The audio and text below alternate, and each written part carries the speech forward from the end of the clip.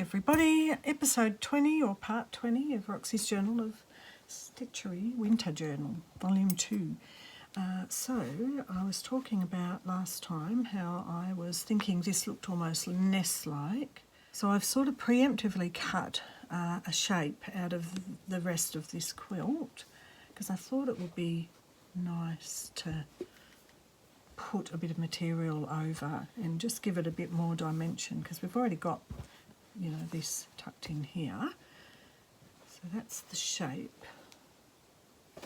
Now I've got a few bits and pieces that kind of remind me of wintry snowy owls. Just some textures. And I also found this little bit of material which is going to fit right over there. Now, because I'm making, I would like to make a really large owl, but I just don't want to end up with many more pages. I mean, well, now that I've decided it's a soft cover, perhaps it doesn't matter. I mean, maybe that's actually all right to add more pages in. Wouldn't mind making a large owl.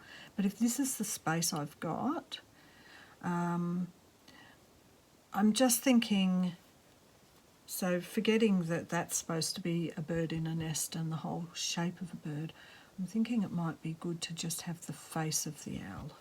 So they've sort of got a head. Of course they have a head, silly. Their body, their faces kind of got a rounded kind of look, haven't they? Like almost like a widow's peak.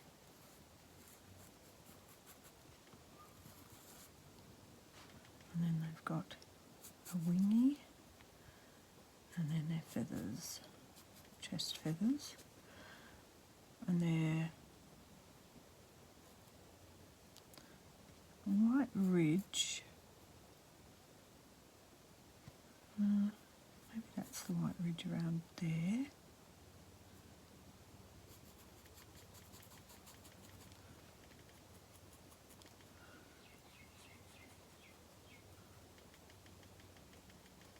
Fur, little beak, eyes, big eyes. They always have big eyes.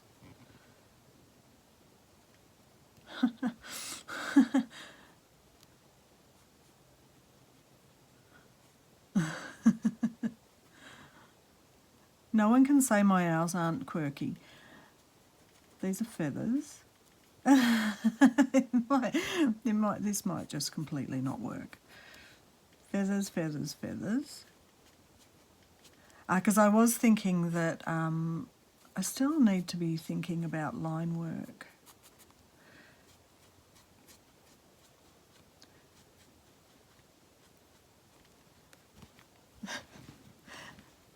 My wonky owl.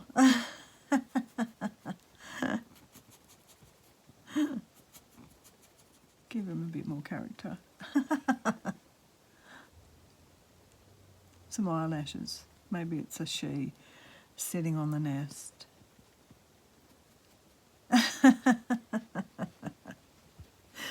Okay, I'm not the best drawer in the world. I'll acknowledge that. Even though I've got lots of textures, I think that when I think about something like this on wings, which would be fabulous, I think the picture in my head is that it's a much larger bird. So I'm making something a lot smaller than the picture in my head. So that doesn't really work for using any of these. And I might just ending up going back and using just the line work. So that's, I think I'm doing it in blue because I wanted to keep the wintry sort of theme.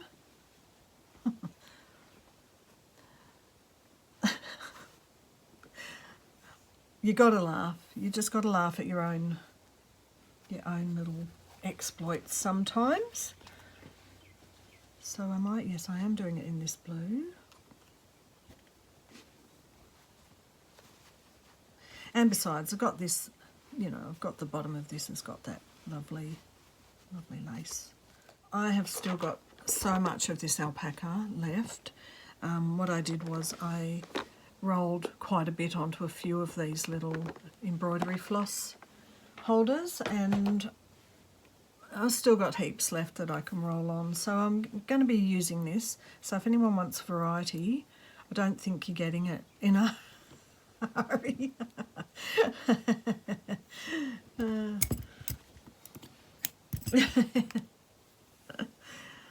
Oh, my little owl. Oh.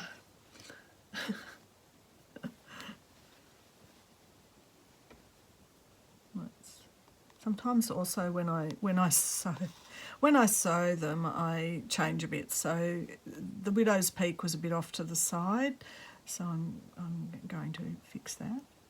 What am I going to do? Let's see, back stitch, just normal back stitch.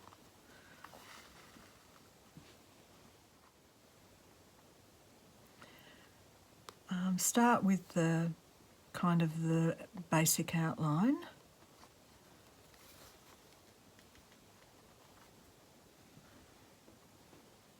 Just realised not wearing my glasses. These water based wash-off pens don't have, and this is why a lot of other people use the heat ones, because they're more like a fine liner than these that end up being a little bit more like a texture, so you lose a little bit of your you know, fine detail.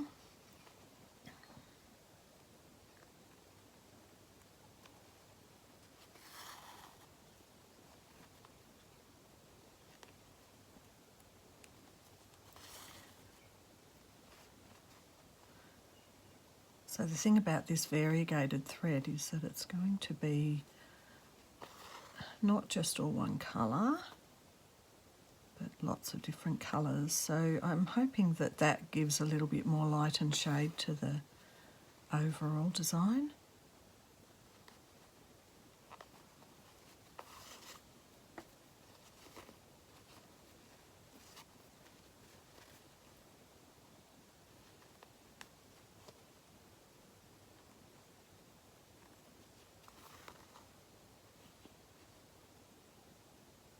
While we're here, if anyone is interested in scratch building or sculpture or anything, my new channel is Christina Scratch Build, and I've got 10 followers. But if you want to see something different, a different editing style that I do, maybe head on over and check that out. That other channel.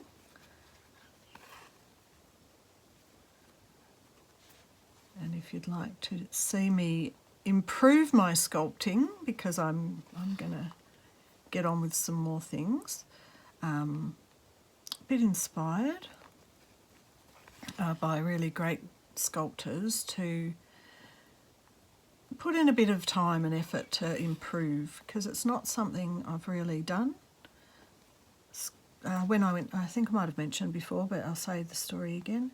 When I went to uni, my main thing was printmaking, screen printing, photographic representation on screen printing, and my second was painting and then photography to help with the screen printing. So sculpting was the very last thing we could choose from, and never just something I knew much about or felt particularly drawn to. But for some reason I'm now feeling a little bit drawn to explore it. So that's hopefully a journey that will reap some rewards, I hope, in the end. Okay, come back to this little widow's peak bit. And that doesn't mean this channel's closing at all. It's just another outlet.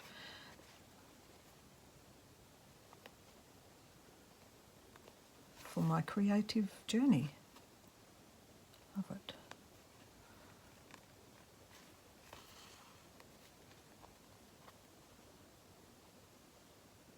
So here's the outline of the little face. Wibbly wobbly, but that's okay. Oh, my owls are very quirky. Thanks to Tamara Laporte's Painting Quirky Owls class.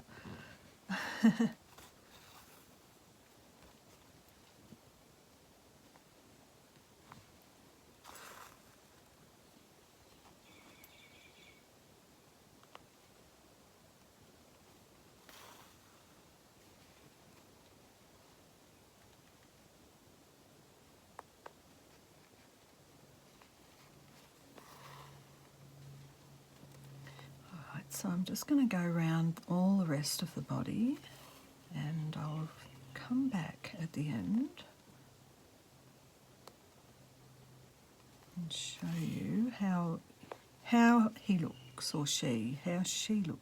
Alright, so here's my little owl finished. Just got a little tub of water, so this will make it relatively wet, and I really like to air dry them when I do this. I even give it a scrunch so it's got a good crinkle effect. Just put a plastic here. And when I've washed it out, I can have a look and see if there's anything that needs addressing, you know, if I've missed a little spot. I'm actually happy with that. I haven't missed any spots. I've got most of what I was doing with the line work. And now it's just a case of give it a little dry overnight or an hour or two in the sun and I'll get back to it. Alright, so I've just given a little iron. It's all dried. A little bit of the blue showing through. I've washed it again a second time, so that's one of the issues with that type of a pen. I probably should have put just a little bit of detergent in and that would have fixed it. So I've got to put this on the backing.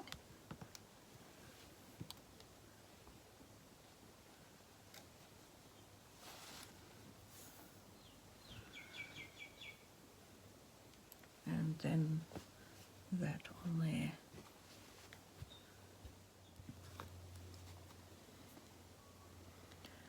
So I'm just going to do a couple of little tiny weeny stitches over this to get it attached.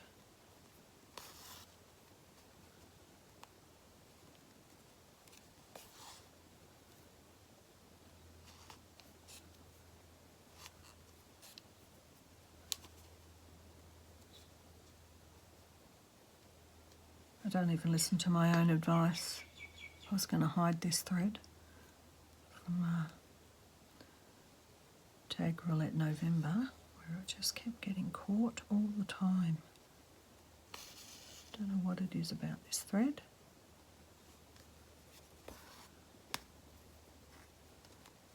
Alright, I've got most of it down with this tiny little stitches in the background. It looks a little bit like a mattress. Love it. And he's going to go here.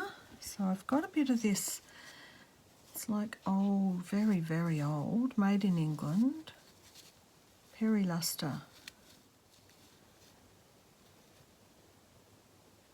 Merchants cotton, made in England. So, is there any more?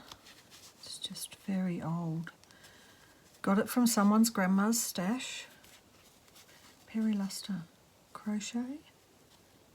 Anyway, it feels really soft and it's quite fine. It's like possibly the equivalent of maybe one, maybe two, maybe one.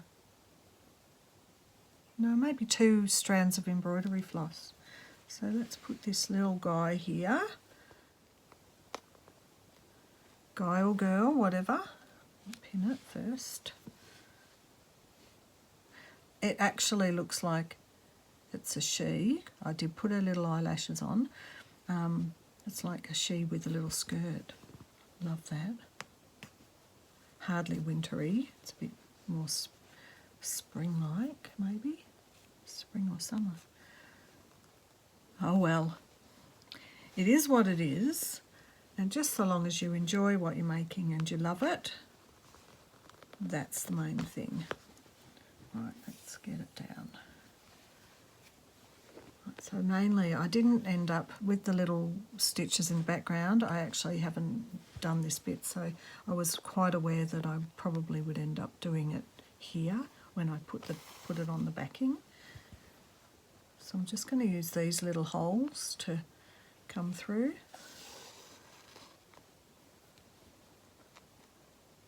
Do a little bit of back stitch all the way along. I'm liking this texture of the quilt on the quilt, enjoying that.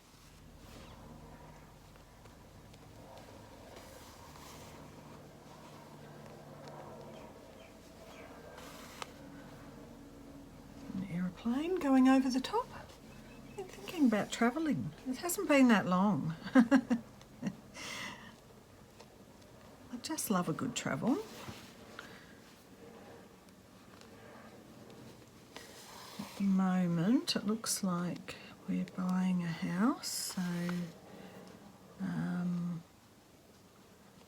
might be another 6 months or so before everything settles. So for anyone who's been following along the story of Lily's exploits, she got a place to rent. I don't know if I said that in my November tag roulette, but she's got a place to rent, so that's made a lot easier. So now we're just doing this last finalisation of everything, so that we can send all her stuff up there. So that'll be done this week. I don't know how I got a knot there in that. No idea how that happened. So she's madly selling off all her larger furniture because it's a small place and she's sharing with a friend, and also I probably did mention this, but the cost is absolutely prohibitive to send everything up there, even if she is going to be up there for maybe, a year or two. Well, at least 2 years, we're assuming, because she's got a year and a half or 2 years left of uni, because she doesn't do it full time because it's a bit much. So she's madly trying to sell stuff. So we'll see what happens with that. Hopefully I don't get left with half a garage full of her things again, just mainly because I've also been collecting next door's excess stuff that they weren't able to sell or get rid of. I've been collecting some of those bits and pieces because, well, technically I'm not going to get rid of my house. I'm going to stay here. But I'm happy to go halves with a house with us and live. Well, I don't know yet. It's a slow process. Don't necessarily want to. I love my space. I love my house. I love my if I'm being a bit of an insomniac, if I get up at 4 a.m, I like being able to come and make a video or do some art. So yes, anyway, it's a work in progress, and my main thing will be that while I've been collecting a few bits and pieces of additional furniture, it'll be enough to sort of set up another house.